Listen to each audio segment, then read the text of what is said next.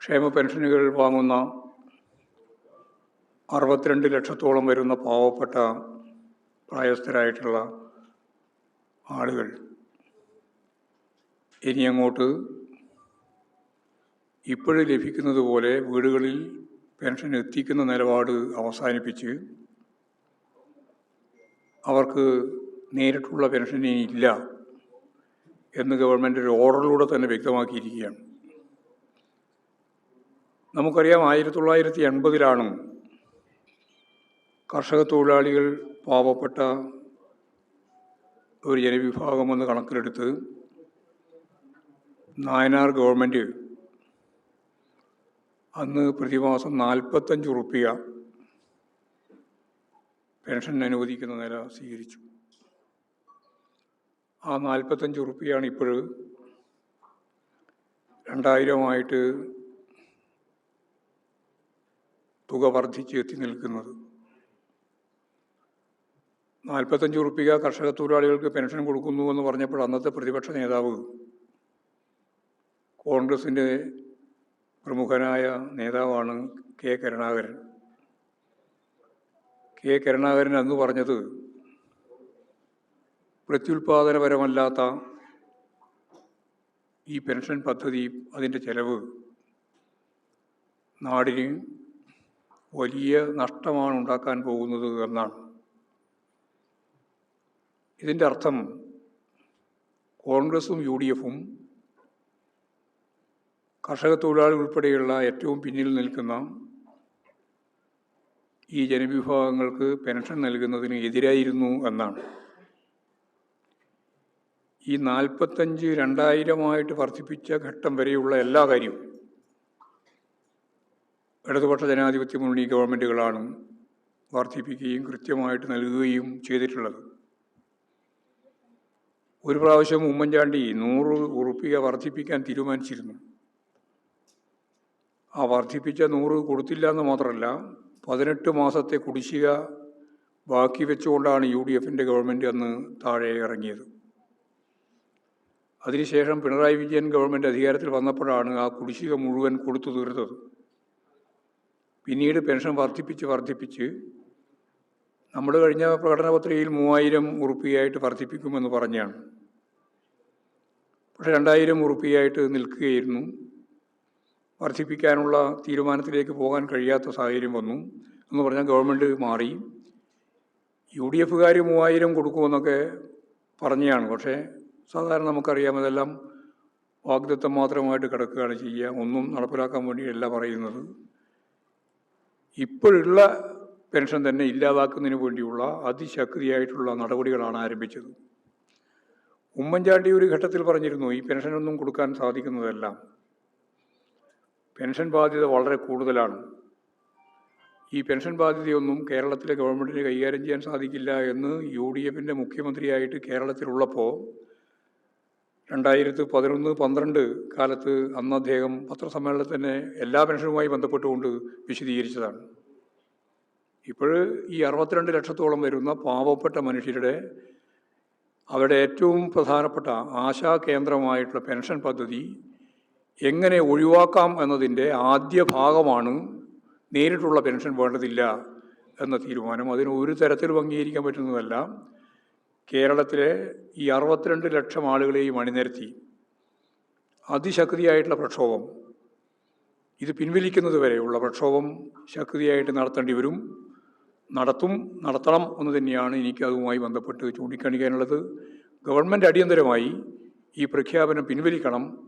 എല്ലാവർക്കും ഇപ്പോൾ കൊടുത്തുകൊണ്ടിരിക്കുന്ന പോലെ, പുതിയ ബാധ്യത ഒന്നുമല്ലല്ലോ, നിലവിൽ ഉള്ള ബാധ്യതയാണ്, ഇപ്പോൾ കിട്ടിക്കൊണ്ടിരിക്കുന്നത് പോലെ പെൻഷൻ കിട്ടാൻ തോന്നുന്ന രീതിയിലുള്ള നിലപാട് ഗവൺമെൻറ് സ്വീകരിക്കണം എന്നാണ് എനിക്കത് സംബന്ധിച്ച് പറയാനുള്ള ഒന്നാമത്തെ കാര്യം. രണ്ടാമത്തെ പ്രശ്നം, നമ്മളിപ്പോൾ വളരെ ഗൗരവപൂർവ്വം ചർച്ച ചെയ്യാൻ തുടങ്ങിയിട്ട് കുറേ ദിവസമായി.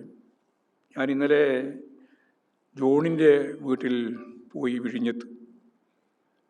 വിഴിഞ്ഞത്ത് 2 പെൺമക്കളും ഒരാൺ 3 മക്കളാണ് അദ്ദേഹത്തിന്. 3 പേരും നല്ല അഭ്യസ്തവിദ്യരായിട്ടുള്ള യുവാക്കളാണ്. അവർക്കിതിനെപ്പറ്റി നല്ല ധാരണയുണ്ട്. ജിജി എന്ന് പറയുന്ന മൂത്ത മകള് PhD ചെയ്യുകയാണ്. കാര്യവട്ടം ക്യാമ്പസിൽ PhD ചെയ്യുന്ന കുട്ടിയാണ് ജിജി. ജിജി എല്ലാവരെയും കണ്ടിരുന്നു, എല്ലാ പ്രധാനപ്പെട്ട ഉദ്യോഗസ്ഥന്മാരെയും വിളിച്ചുകൊണ്ടേയിരിക്കുകയായിരുന്നു, കണ്ടുകൊണ്ടിരിക്കുകയായിരുന്നു. ഞാൻ ഈ കഴിഞ്ഞ 7 ദിവസവും എൻ്റെ പാപ്പയുടെ കടലിൽ പോയി തിരിച്ച് വരാത്ത സാഹചര്യത്തിൽ കണ്ടെത്താൻ വേണ്ടിയുള്ള പ്രവർത്തനത്തിന് ജാഗ്രത വേണം എന്ന് പറഞ്ഞുകൊണ്ട് ഞാൻ ഈ ഉദ്യോഗസ്ഥന്മാരുടെ എല്ലാം പിന്നിൽ നടക്കുകയായിരുന്നു. ഫലപ്രദമായ ഒരു തിരച്ചിലും ഈ 7 ദിവസവും നടത്തിയിട്ടില്ല എന്നാണ് ആ ജിജി പറയുന്നത്. ഫിഷറീസ് വകുപ്പ് മന്ത്രി ആരാണെന്ന് തന്നെ ആർക്കും അറിയില്ല. അദ്ദേഹം എവിടെയും പോയിട്ടില്ല, അദ്ദേഹം വിളിക്കുക പോലും ചെയ്തിട്ടില്ല.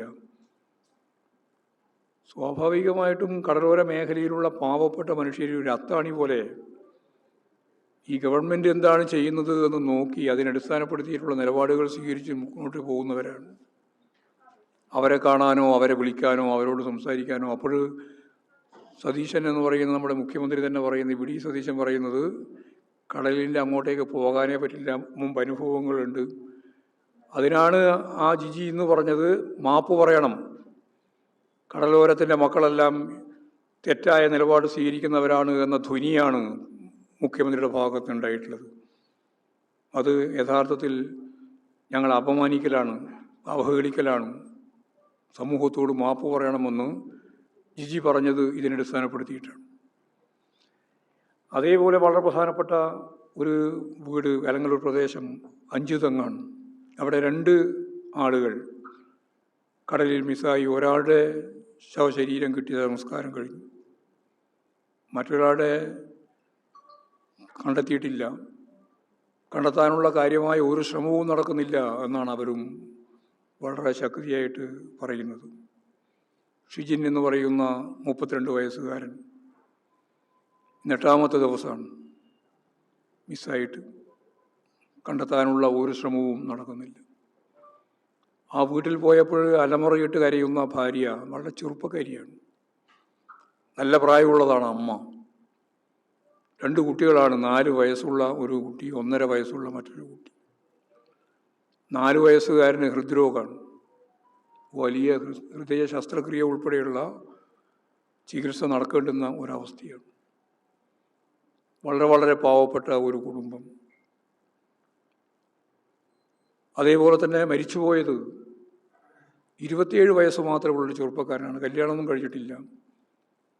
ഞങ്ങൾ പോയപ്പോൾ അമ്മ അവിടെ മകൻ്റെ ഫോട്ടോ വെച്ച് അതിൻ്റെ മുമ്പിൽ ബൈബിളൊക്കെ വെച്ച് അതിൻ്റെ ഇടത് ഭാഗത്തിരുന്ന് കരയുകയാണ്. വളരെ ദയനീയമായ ഒരു ചിത്രം. ഇവരെല്ലാം സംരക്ഷിക്കാനുള്ള ഉത്തരവാദിത്തം ഗവൺമെൻറ് ഏറ്റെടുക്കണം. ഇത് അപൂർവമായ സംഭവങ്ങളാണ്. കടലിൽ പോയി തിരിച്ചു വരാതിരിക്കുക, മുന്നറിയിപ്പ് തന്നെ കൃത്യമായിട്ട് കൊടുക്കാതിരിക്കുക. മുന്നറിയിപ്പ് കൊടുക്കാതിൻ്റെ പശ്ചാത്തലത്തിലാണ് അഞ്ചുതെങ്ങിലുള്ള ആളുകൾ കടലിലേക്ക് പോയത്. പിന്നീട് അവർക്ക് അറിയിപ്പ് കിട്ടിയപ്പോഴാണ് അവർ തിരിച്ചു വരുന്നത്. ആ തിരിച്ചു വരുമ്പോഴാണ് യഥാർത്ഥത്തിൽ ഈ വലിയ രീതിയിലുള്ള കടൽ കോളുണ്ടാകുന്നത്. 2 പേര് നീന്തി രക്ഷപ്പെട്ടു, 2 പേര് മിസ്സായി. അതിലൊരാളെ കണ്ടെത്തി, മറ്റേയാളെ കണ്ടെത്തിയില്ല. നീണ്ടകരയിലും ഇതേപോലെ തന്നെയാണ്, ഒരാളെ കണ്ടെത്തിയിട്ടില്ല. നമ്മളെ മന്ത്രിമാർക്ക് നിരുത്തരവാദപരമായ രീതിയിലൊന്നും പറയാം. മുരളീധരൻ പറഞ്ഞു, കടലിലേക്ക് പോയാൽ ബോഡി കിട്ടാൻ താമസം പിടിക്കും. എത്ര ലാഘവത്തോടു കൂടിയാണ്, എത്ര ഗൗരവത്തോടു കൂടി കാണേണ്ട കാര്യമാണ്. ഈ രീതിയിൽ നിലപാട് സ്വീകരിച്ചുകൊണ്ടിരിക്കുകയാണ്. മുഖ്യമന്ത്രിക്ക് ഇതിൽ കൃത്യമായിട്ടുള്ള എല്ലാറ്റിനെയും കോർഡിനേറ്റ് ചെയ്യാനുള്ള സാഹചര്യമില്ല. ഇപ്പോൾ രാജേഷിൻ്റെ വീട്ടിൽ ഇന്നലെ ഞങ്ങൾ പോയി. എന്താ രാജേഷിൻ്റെ കണ്ണൂർ ജില്ലയിലാണ്. അദ്ദേഹം വളരെ പ്രധാനപ്പെട്ട ഒരു പരിശീലകൻ, നീന്തൽ പരിശീലകൻ എന്ന നിലയിൽ പ്രവർത്തിച്ചുകൊണ്ടിരിക്കുകയായിരുന്നു. അവിടെയാണ് അപകടത്തിൽപ്പെട്ടത്.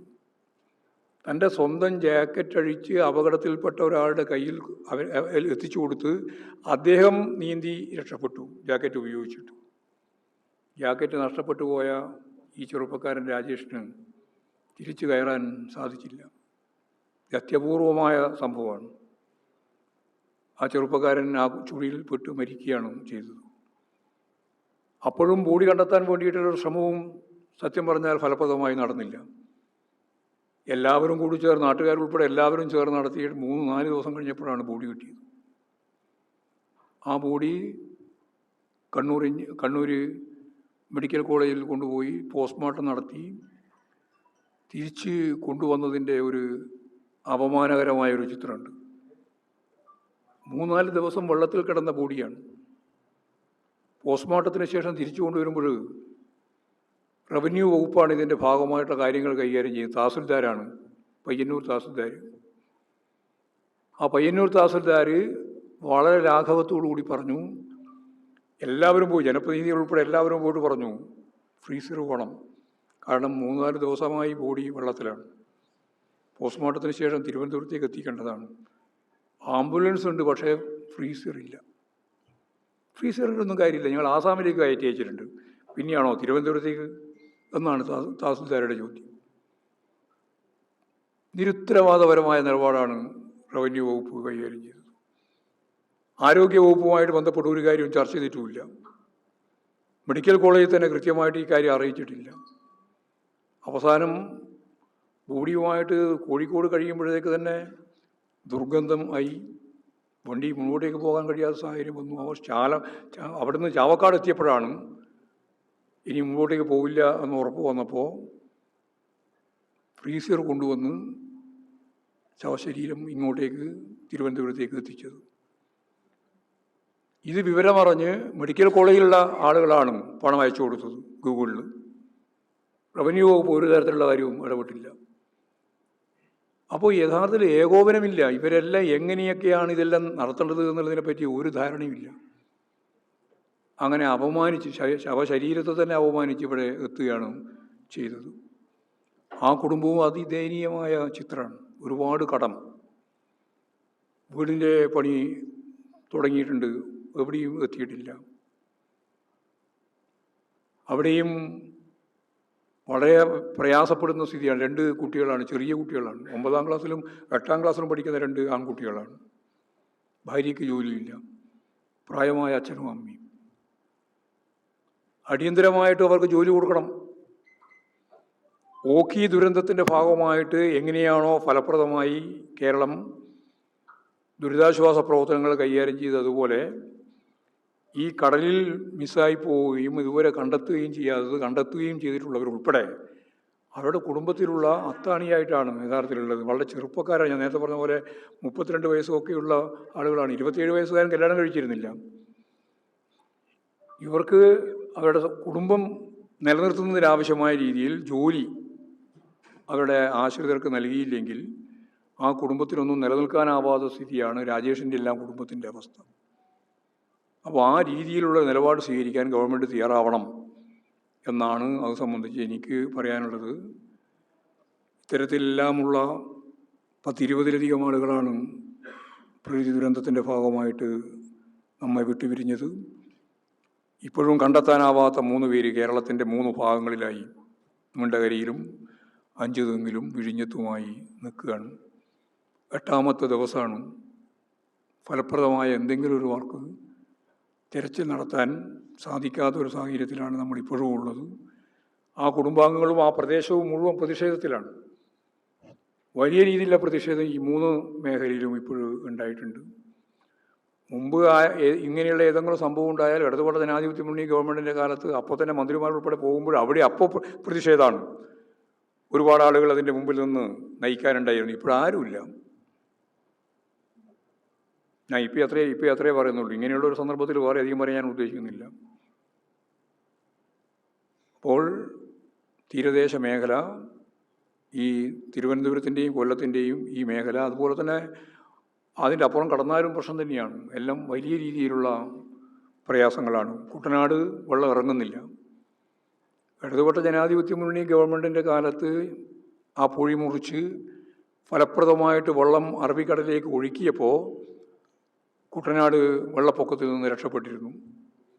ഇപ്പോഴും തിയറിയെല്ലാം വിശദീകരിക്കുന്നുണ്ട്, പക്ഷേ വെള്ളം ഇറങ്ങുന്നില്ല. വെള്ളം ഇറങ്ങണമെങ്കിൽ പൊഴി മുറിക്കണം. പൊഴി മുറിക്കാൻ ആവശ്യമായ ഫലപ്രദമായ ഇടപെടൽ ഇപ്പോഴും നടക്കുന്നുമില്ല. ഒരു JCB എല്ലാം കൊണ്ടുപോയിട്ട് മുറിക്കാൻ നോക്കുക, എവിടെ മുറിക്കാനാ? അപ്പോൾ കുട്ടനാട് മുഴുവൻ വെള്ളത്തിൽ മുങ്ങിക്കിടക്കുകയാണ്. വെള്ളം മഴ പെയ്തില്ലെങ്കിലും അത് ഇറങ്ങിപ്പോകുന്നതിന് വേണ്ടി സാധിക്കുന്നില്ല. സത്യം പറഞ്ഞാൽ ഇതെല്ലാം ഒരുക്കത്തിൻ്റെ ഭാഗമായിട്ട് ചെയ്യേണ്ടതല്ലേ? അല്ലെങ്കിൽ വെള്ളപ്പൊക്കം ഉണ്ടാവുമെന്ന് മനസ്സിലാക്കിയാൽ ഇടപെടണ്ടേ? പൊഴി മുറിക്കുന്നതിന് ആവശ്യമായ നിലപാട് പൊഴി മുറിക്കാതെ കൊണ്ടല്ല എന്നാണ് ഇപ്പോൾ പറഞ്ഞുകൊണ്ടിരിക്കുന്നത്. എന്താണെന്ന് മനസ്സിലാവണ്ടേ? പൊഴി മുറിച്ചപ്പോൾ വെള്ളപ്പൊക്കം ഉണ്ടായിട്ടില്ലല്ലോ കുട്ടനാട്. ഇപ്പോൾ ലോവർ കുട്ടനാട്, അപ്പർ കുട്ടനാട് എല്ലാം വലിയ രീതിയിലുള്ള വെള്ളക്കെട്ടിലാണുള്ളത്, വീടുൾപ്പെടെ. ഇതിനൊന്നും ഫലപ്രദമായി കൈകാര്യം ചെയ്യാൻ ഒരു ജനകീയ സംരംഭം അവരാരും പറയുന്നുമില്ല. അതാ വേറൊരു വളരെ പ്രധാനപ്പെട്ട പ്രശ്നം അതാണ്. കഴിഞ്ഞ പ്രാവശ്യം 18-19 അനുഭവം നമുക്കുണ്ടല്ലോ. വലിയ രീതിയിലുള്ള ദുരന്തം ഉണ്ടായിട്ടുണ്ട്. ലക്ഷക്കണക്കിന് ആളുകളെ മാറ്റിപ്പാർപ്പിച്ചിട്ടുണ്ട്. അവർ ക്യാമ്പ് ഉണ്ടായിട്ടുണ്ട്. ആ ക്യാമ്പുകൾക്ക് ആവശ്യമായ സൗകര്യങ്ങൾ ചെയ്തു കൊടുത്തിട്ടുണ്ട്. എല്ലാം ഗവൺമെൻറ് സംവിധാനത്തിൻ്റെ ഭാഗമായിട്ടൊന്നുമല്ല. അതുപോലെ തന്നെ മത്സ്യത്തൊഴിലാളികൾ കേരളത്തിൻ്റെ വിവിധ മേഖലയിൽ പോയിട്ട് ദുരിതത്തിൽ കിടക്കുന്നവരെ സംരക്ഷിച്ച് കൊണ്ടുവന്നിട്ടുണ്ട്. അതിൽ ജനകീയമായൊരു പിന്തുണ നേടാൻ സാധിച്ചിട്ടുണ്ട്. അന്ന് മുഖ്യമന്ത്രി അതാണ് ചെയ്തുകൊണ്ടിരുന്നത്. ഇപ്പോൾ മുഖ്യമന്ത്രി പറയുന്നത് ഒരാളുടെയും സഹായം വേറെ വേണ്ടെന്നാണ്. MLA പോലും വിളിക്കുന്നില്ല അവലോകന യോഗത്തിൻ്റെ ഭാഗമായിട്ട്. അപ്പോൾ ആരും വേണ്ട, ജനപ്രതിനിധികളും വേണ്ട, അല്ല ഉദ്യോഗസ്ഥന്മാർ ഉൾപ്പെടെ കാര്യം ചെയ്തുകൊള്ളുന്നതാണ്. ക്യാമ്പുകളിൽ അതിൻ്റെ ഭാഗമായിട്ടാണ് പല സ്ഥലത്തും ഒരുപാട് പ്രശ്നങ്ങൾ ഉണ്ടായതെന്ന് നമുക്കറിയാം. CPIM-ൻ്റെ പ്രവർത്തകർ ഈ എല്ലാ ക്യാമ്പുകളിലും ഞങ്ങൾ ആദ്യമേ ചൂണ്ടിക്കാണിച്ചിട്ടുണ്ട്, പറഞ്ഞിട്ടുണ്ട്. അവിടെ എല്ലാം സന്നദ്ധ പ്രവർത്തകർ എന്ന രീതിയിൽ ഫലപ്രദമായിട്ട് ഇടപെട്ട് സഹായിക്കണം. അതിപ്പോഴും നടന്നുകൊണ്ടിരിക്കുകയാണ്. പക്ഷേ ഈ പറയുന്ന സാഹചര്യം ഒരുക്കേണ്ട ഗവൺമെൻറ്, അതിൻ്റെ ഡിപ്പാർട്ട്മെൻറ്റുകൾ, അത് റവന്യൂ ആയാലും അതുപോലെ തന്നെ ആരോഗ്യ മേഖല എടുത്ത് പരിശോധിച്ച് നോക്കിയാലും അതുപോലെ തദ്ദേശ സ്വയംഭരണ മേഖല എടുത്ത് പരിശോധിച്ച് നോക്കിയാൽ എല്ലാറ്റിനെയും ഏകോപിപ്പിച്ച് മുന്നോട്ടേക്ക് കൊണ്ടുപോകുന്നതിന് വേണ്ടിയുള്ള ഫലപ്രദമായ നിലപാട് സ്വീകരിക്കാത്തതിൻ്റെ ദുരന്തമാണ് യഥാർത്ഥത്തിൽ കേരളത്തിൻ്റെ ഭാഗമായിട്ട് നമ്മൾ കൂടുതൽ അനുഭവിക്കേണ്ടി വന്നത് എന്നതാണ് പൊതുവായിട്ട് പറയാനുള്ള കാര്യം. ഫിഷറീസ് വകുപ്പ് മന്ത്രി ആരാണെന്ന് അറിയില്ല എന്നാണ് ആ ജിജുവിനോട് പറഞ്ഞത്. കാരണം ഞങ്ങൾക്ക് പേരിന് പിടുത്തില്ല, പക്ഷേ ഒരാളും ഒരു സ്ഥലത്തും വന്നിട്ടില്ല, ഒരാളെ കാണാനും പോയിട്ടില്ല. അവിടെ ഞാൻ നേരത്തെ പറഞ്ഞ അഞ്ചുതെങ്കിലും പോയിട്ടില്ല, ഇവിടെ വിഴിഞ്ഞത്ത് പോയിട്ടില്ല, നീണ്ടകര പോയിട്ടില്ല. ഇതാണിപ്പോൾ 3 പ്രധാനപ്പെട്ട കിട്ടാൻ, അതായത് നമ്മൾ മിസ്സായി പോയി എന്ന് കണ്ട് ഇതുവരെ തിരിച്ചു വരാതെ 3 ആളാണുള്ളത്. ഒരു കാര്യവും ഫിഷറീസ് വകുപ്പ് കൈകാര്യം ചെയ്യുന്ന മന്ത്രി ചെയ്തിട്ടില്ല. മുഖ്യമന്ത്രി നേരത്തെ പറഞ്ഞത് അങ്ങോട്ട് കയറാൻ പറ്റില്ല. ഞാൻ നേരത്തെ പറഞ്ഞില്ലേ, ജിജി പറഞ്ഞതിൻ്റെ ഭാഗമായിട്ടുള്ള അവമാനിക്കലാണെന്ന് പറഞ്ഞില്ലേ. കടൽ തീരത്തേക്ക് പോകാനേ പറ്റില്ല എന്നുള്ളതാണ്. ഞങ്ങളിപ്പോൾ കടൽ തീരത്തല്ലേ പോയിട്ട് വന്നത്. ഇന്നലെ ഞാൻ ഇവിടെ വിഴിഞ്ഞത്ത് പോയി, ഇന്നിപ്പോൾ 5 തെങ്ങ് പോയി. പോകാനേ പറ്റില്ല എന്നുള്ള നിലപാട് സ്വീകരിച്ചാൽ എന്താ ചെയ്യും? ഇതുപോലെ അപകടകരമായ സാഹചര്യം വരുമ്പോൾ അവിടെ കക്ഷി രാഷ്ട്രീയത്തിനപ്പുറം എല്ലാവരും ചേർന്ന് മുമ്പോട്ടേക്ക് പോകില്ലേ വേണ്ടേ? കേരളത്തിൻ്റെ ദുരന്തത്തെ അഭിമുഖീകരിക്കാനും അതിനെ അഭിമുഖീകരിച്ച് മുമ്പോട്ടേക്ക് പോകാനും കേരളത്തെ പ്രാപ്തമാക്കിയത് ഈ ജനകീയ കൂട്ടായ്മയല്ലേ? ഈ കൂട്ടായ്മ ഒരു തരത്തിലും കേരളത്തിൻ്റെ മുഖ്യമന്ത്രി ആഗ്രഹിക്കുന്നില്ല. വലിയ പ്രതിഷേധം ഇപ്പോൾ നടന്നുകൊണ്ടിരിക്കുകയാണ്. ഇപ്പോഴും ഞങ്ങൾ അവിടെ നിന്ന് വരുമ്പോൾ തന്നെ അവർ പ്രതിഷേധിക്കാൻ വേണ്ടി പുറപ്പെട്ടിട്ടുണ്ട്. കാരണം ഇന്ന് രാവിലെ ബോഡി കിട്ടി എന്ന് പറഞ്ഞിട്ടുള്ള ഒരു പ്രചരണം വന്നു. ആളുകളെല്ലാം ഓടിയാടി എത്തിയപ്പോൾ ബോഡി കിട്ടിയില്ല, വെറുതെ കള്ളപ്രചരണമായിരുന്നു. അപ്പോൾ ശക്തിയായ രീതിയിലുള്ള ഒരു വൈകാരിക തലമാണ് നമ്മൾ കണ്ടത്. അലമുറയിട്ട് കരയുന്ന സ്ത്രീകളെയാണ് കാണുന്നത്. അപ്പോൾ സ്വാഭാവികമായിട്ടും ഇത് ഗവൺമെൻറ് ഇതിൻ്റെ അകത്ത് രാഷ്ട്രീയമല്ല കളിക്കേണ്ടതാണ്. പണ്ടത്തതാണ് ഇപ്പോഴത്തേതൊന്നും പറഞ്ഞിട്ട് കാര്യമില്ല. അത് ഫലപ്രദമായിട്ട് നേരിടണം. ക്രൈസിസ് ഉണ്ടാവും. ഞാൻ നേരത്തെ മുമ്പ് പറഞ്ഞു, ആ ക്രൈസിസിനെ അഭിമുഖീകരിക്കാനുള്ള ശേഷിയല്ലേ ശരിയായ രീതിയിലുള്ള ഒരു വിൽ പവറോടുകൂടി കൈകാര്യം ചെയ്തു പോകുന്ന ഒരു ഗവൺമെൻറ് ചെയ്യേണ്ടത്. അത് ചെയ്യുന്നില്ല, ചെയ്യാതിരിക്കുകയാണ്. മഴ കുറഞ്ഞത് കേരളത്തിൻ്റെ ഭാഗ്യം. മഴ കുറഞ്ഞിട്ടും രക്ഷയില്ലാത്തതാണ് ഞാൻ നേരത്തെ പറഞ്ഞത്. കുട്ടനാട് മഴയൊന്നുമില്ല, പക്ഷേ വെള്ളക്കെട്ടാണ്. ഒന്നും ചെയ്യാൻ സാധിക്കില്ല, ഇറങ്ങാൻ സാധിക്കില്ല പുറത്ത്. ആ വെള്ളക്കെട്ട് ഒഴിവാക്കണമെങ്കിൽ പൊഴി മുറിച്ചാലേ പറ്റുള്ളൂ. അത് മുറിക്കുന്നതിന് വേണ്ടി ആവശ്യമായ ഫലപ്രദമായ ഇടപെടലുമില്ല. അല്ല, ആരെയും അങ്ങോട്ട് അടുപ്പിക്കേണ്ടതില്ല എന്നാണ്, ആരെയും സഹകരിപ്പിക്കേണ്ടതില്ല എന്നാണ്. അത് മുഖ്യമന്ത്രി തന്നെ പറഞ്ഞല്ലോ, സഹകരിപ്പിക്കേണ്ട കാര്യം ഞങ്ങൾ അങ്ങനെ ആ രീതിയിൽ ആലോചിച്ചില്ല. അത് മുമ്പേ അവരെ ഇതിലായിരുന്നു. ഇടതുപക്ഷ ജനാധിപത്യ മുന്നണി ഗവൺമെൻറ് ഉള്ളപ്പോൾ ലക്ഷക്കണക്കിന് ആളുകളുടെ സഹായം തേടിയിട്ടാണല്ലോ ആ വലിയ രീതിയിലുള്ള പ്രതിസന്ധി അവസാനിപ്പിച്ചത്. ഇവിടെ ഈ കോളേജ് ഉണ്ടല്ലോ, നമ്മുടെ ഏറ്റവും പ്രധാനപ്പെട്ട യൂണിവേഴ്സിറ്റി കോളേജ്. ആ കോളേജിൻ്റെ ഭാഗമായിട്ടുള്ള നൂറുകണക്കിന് കുട്ടികളല്ലേ രാപകലില്ലാതെ വന്നുകൊണ്ടിരിക്കുന്ന മുഴുവൻ സാധനങ്ങളും സോർട്ട് ചെയ്ത് വണ്ടിയിലാക്കി കേരളത്തിൻ്റെ പല ഭാഗത്തേക്ക് അയച്ചു കൊടുത്തത്. രാപകലുണ്ടായിട്ടില്ലല്ലോ. ആ കുട്ടികളൊക്കെ അത്ര സജീവമായിട്ടാണ് പ്രവർത്തന രംഗത്ത് വന്നത്. ഇപ്പോഴതിനെപ്പറ്റി ആലോചിച്ചു ആരെങ്കിലും? സാധനങ്ങളില്ലാതുകൊണ്ടല്ലോ, സാധനങ്ങളൊന്നും വന്ന് നിറഞ്ഞില്ലേ. ദുരിതത്തിൻ്റെ ഭാഗമായിട്ട് ജനങ്ങളെ സഹായിക്കാൻ തയ്യാറില്ലാണ്. പക്ഷെ ഇതൊന്നും ഇപ്പോൾ നടത്താൻ തയ്യാറില്ല. ഈ 10-62 ലക്ഷം ആളുകളും ആ പ്രക്ഷോഭത്തിൻ്റെ ഭാഗമായിട്ട് വരണമെന്നാണ് ഞാൻ കാണുന്നത്. അല്ലാണ്ട് ഞങ്ങളിപ്പോൾ CPIM-ൻ്റെ കൂടിയും പിടിച്ച് പോയിട്ട് ഒരു സമരം നടത്താനല്ല ഉദ്ദേശിക്കുന്നത്. ഇന്നിപ്പോൾ കർഷക തൊഴിലാളി യൂണിയൻ്റെ ഭാഗമായിട്ടുള്ള പ്രകടനങ്ങളും പരിപാടികളൊക്കെ ഇന്നലെ രാത്രിയോടുകൂടി വിവരം കിട്ടിയപ്പോൾ തന്നെ തുടങ്ങിയിട്ടുണ്ട്. അതിന് തുടരും. ആ തുടരുന്നതിനോടൊപ്പം ഈ ഓരോ വീട്ടിലും കൃത്യമായിട്ട് ധാരണ ഉണ്ടാക്കി അതിനടിസ്ഥാനപ്പെടുത്തി അവർ തന്നെ ശക്തിയായ രീതിയിൽ സമരത്തിലേക്ക് വരും. ഈ പ്രത്യേകിച്ച് 62 ലക്ഷം ആളുകൾ അതൊക്കെ ഉണ്ടാവാൻ സാധ്യതയാണ്. ഞാൻ പക്ഷേ അതിലൊന്നും രാഷ്ട്രീയം കാണുന്നില്ല. ഞാനിത് കാണുന്ന ഈ പദ്ധതി തന്നെ അവസാനിപ്പിക്കേണ്ട പരിപാടി ആലോചിക്കുന്നത്. അതിനോട് വിതരണം മാത്രമല്ല പ്രശ്നം. നിങ്ങൾ ആരെങ്കിലും വിതരണം നടത്തിക്കോ. ഞങ്ങൾക്ക് ഇപ്പോൾ ഇന്ന് ആളുകൾ വിതരണം നടത്തണമെന്നുള്ള ഒരു നിർബന്ധവുമില്ല. നിങ്ങൾ ഈ കേരളത്തിലെ ഈ 62 ലക്ഷം പാവപ്പെട്ട മനുഷ്യർക്ക് മാസാമാസം വീടിൽ കൃത്യമായി കിട്ടിക്കൊണ്ടിരിക്കുന്ന അവരുടെ പെൻഷൻ 2000 രൂപ ഈ വർദ്ധിപ്പിക്കുന്നുണ്ടെങ്കിൽ അത് അവർക്ക് കിട്ടണം. അവർക്ക് കിട്ടാൻ ആവശ്യമായ രീതിയിലുള്ള എന്ത് ഏജൻസി എന്ത് വേണോ അത് നിങ്ങൾ കൊടുത്തോ. പക്ഷേ ഇവരെല്ലാം ദേശാകൃത ബാങ്കിൽ പോയിട്ട് അവിടെ നിന്ന് പണം വാങ്ങണമെന്ന് പറഞ്ഞാൽ നിങ്ങൾ ആലോചിച്ച് നോക്കി. 80-85 വയസ്സ് പ്രായമുള്ള ആളുകൾ ഒന്ന് അന്വേഷിക്കാൻ പോകണം. പണം വന്നു എന്ന് പറഞ്ഞാൽ പിന്നെ പോയി നിന്നിട്ട് എപ്പം കിട്ടുന്ന ഏത് ദേശാകൃത ബാങ്കിൽ നിന്ന് കിട്ടുന്നതാണ്. പിന്നെ അതിൻ്റെ തന്നെ എന്തെല്ലാം പിഴകൾ പ്രശ്നങ്ങൾ എന്തൊക്കെയാണ് അഭിമുഖീകരിക്കേണ്ടി വരുന്നത്. യാതൊരു അല്ലലില്ലാതെ വീട്ടിൽ കിട്ടിയിരുന്ന ഈ പണം 2000 രൂപ ഒരു പാവപ്പെട്ട കർഷക തൊഴിലാളിക്ക്, ഒരു പാവപ്പെട്ട സ്ത്രീക്ക്, പുരുഷന് ആരായാലും അവർക്ക് കിട്ടിക്കൊണ്ടിരിക്കുന്ന ഈ ആനുകൂല്യമല്ലേ അവസാനിപ്പിക്കുന്നത്. എന്നിട്ട് പോയിട്ട് ദേശാകൃത ബാങ്കുമായിട്ട് ബന്ധപ്പെട്ട് അതിൻ്റെ കമ്മീഷൻ ഉൾപ്പെടെ എല്ലാം കഴിച്ചിട്ടേ അതും കിട്ടുള്ളൂ. ഒരു തരത്തിലും അംഗീകരിക്കാൻ കഴിയുന്ന ഒന്നല്ല ഇത്. ശക്തിയായിട്ട് ഇതിനെതിരായിട്ട് ഈ 62 ലക്ഷം ആളുകൾ കക്ഷി രാഷ്ട്രീയത്തിലതീതമായിട്ട് ഈ നിലപാടിനെതിരായിട്ട് മുമ്പോട്ടേക്ക് വരുമെന്ന് തന്നെയാണ് ഞാൻ പ്രതീക്ഷിക്കുന്നത്. അതുകൊണ്ട് അതിൽ പാർട്ടി എന്ന രീതിയിൽ ഇടപെട്ട് എന്തെങ്കിലും തീരുമാനം എടുക്കാനല്ല. പാർട്ടി ഞങ്ങൾ ഈ കാര്യങ്ങൾ വ്യക്തമാക്കിയിട്ടുണ്ട്. ഇനി കർഷക തൊഴിലാളി യൂണിയൻ ഉൾപ്പെടെയുള്ള എല്ലാ സംഘടനകളും സംഘടിത പ്രസ്ഥാനങ്ങളാകുകയും ഇനി ഒരു തരത്തിലുള്ള രാഷ്ട്രീയത്തിൻ്റെ ഭാഗമായിട്ടാവാത്ത ആളുകളും എല്ലാം ചേർന്നുകൊണ്ട് ഒരു വലിയ പ്രക്ഷോഭം തന്നെ ഇതിൻ്റെ ഭാഗമായിട്ട് ഉയർന്നു വരുമെന്ന് ഞാൻ പ്രതീക്ഷിക്കുന്നുണ്ട്. അതിലൊരു രാഷ്ട്രീയം നോക്കേണ്ട കാര്യമില്ല. ഇത് വളരെ പ്രധാനം. ഇന്ത്യക്ക് മാതൃകയാവുന്ന ഒരു പരിപാടിയാണ്. ക്ഷേമ പെൻഷനുകൾ കൃത്യമായിട്ട് നൽകുന്നത് ഇന്ത്യയിൽ തന്നെ ഏറ്റവും ശരിയായ രീതിയിൽ കേരളമാണ് കൈകാര്യം ചെയ്യുന്നത്. പണ്ട് ഉമ്മൻചാണ്ടി 18 മാസത്തെ കുടിശ്ശികയാക്കിയിട്ടാണ് പോയത്. അപ്പോൾ അതെല്ലാം കൃത്യമായിട്ട് കൈകാര്യം ചെയ്തു പോയതാണ് കേരളത്തിൻ്റെ മാതൃക. അപ്പോൾ അത് തകർക്കാൻ വേണ്ടിയിട്ടുള്ള ശ്രമത്തെ കേരളം ഒറ്റക്കെട്ടായിട്ട് നിങ്ങൾ മാധ്യമങ്ങളൊക്കെ ശക്തിയായിട്ട് ഇടപെടേണ്ടതാണ്. കാരണം നിങ്ങൾക്കെല്ലാം ബാധ്യതയുണ്ട്. ഈ പാവപ്പെട്ട 62 ലക്ഷം ആളുകൾക്ക് വീട്ടിൽ കൃത്യമായിട്ട് കിട്ടി. ഇനിയിപ്പോൾ ഇത് ഞാൻ നേരത്തെ പറഞ്ഞ പ്രായമുള്ളവർക്ക് നേരിട്ട് പോകാൻ പറ്റില്ല. ആരെങ്കിലും ഏൽപ്പിക്കേണ്ടി വരും. ഏൽപ്പിച്ചു കൊണ്ടാൽ കൃത്യമായിട്ട് തിരിച്ചു കിട്ടുന്നതിന് വല്ല വ്യവസ്ഥയുണ്ടോ? അത് വീട്ടിലുള്ളവരായാൽ തന്നെ. അപ്പോൾ വളരെ വളരെ തെറ്റായ ഒരു നിലപാടിലേക്കാണ് ഗവൺമെൻറ് മാറുന്നത്. ഇത് അവസാനിപ്പിക്കാനുള്ള ഒരു ശ്രമത്തിൻ്റെ ആദ്യ പടിയാണ്. അത് കൃത്യമായിട്ട് ജനങ്ങൾ തിരിച്ചറിയണം. അതിന് രാഷ്ട്രീയം പറയാതെ, രാഷ്ട്രീയത്തില്ല ഇതിൻ്റെ അകത്ത് ഊന്നേണ്ടത്. എല്ലാവരും ശക്തിയായിട്ട് ഈ പാവപ്പെട്ട 62 ലക്ഷം ആളുകൾക്ക് പിന്തുണ നൽകണം എന്നാണ് മാധ്യമങ്ങളോട് എനിക്ക് അഭ്യർത്ഥിക്കാനുള്ളത്. ഞങ്ങൾ ഈ അന്വേഷണം ഭയപ്പെട്ട് നടക്കുന്ന ആളുകളൊന്നും അല്ലാട്ടാ. നിങ്ങൾ ശരിക്കും മനസ്സിലായിക്കോ. ഒരു പത്രത്തിൽ ഇങ്ങനെ വന്നപ്പോൾ പിന്നെ ഞങ്ങളെല്ലാം മാളത്തിൽ ഒളിക്കുന്നു ഞങ്ങൾ തിരിച്ചിട്ടുണ്ട്. ഞങ്ങൾക്ക് കൃത്യമായിട്ട് അറിയാം ഈ ഭരണകൂട സംവിധാനത്തിൻ്റെ രീതി എന്താണെന്ന്. അതുകൊണ്ട് ഞങ്ങൾ സഹാക്കൾ ഇപ്പോൾ ജയിലിൽ കിടന്നില്ലേ. ആ ജയിലിൽ കിടന്നിട്ട് ഇപ്പോൾ ജാമ്യത്തിലേക്ക് വന്നുകൊണ്ടേയിരിക്കുന്നേ ഉള്ളൂ. ഇന്നും നാളെയൊക്കെ ആയിട്ടാണ് പൂർണ്ണമായിട്ട് ഇറങ്ങാൻ പോകുന്നത്.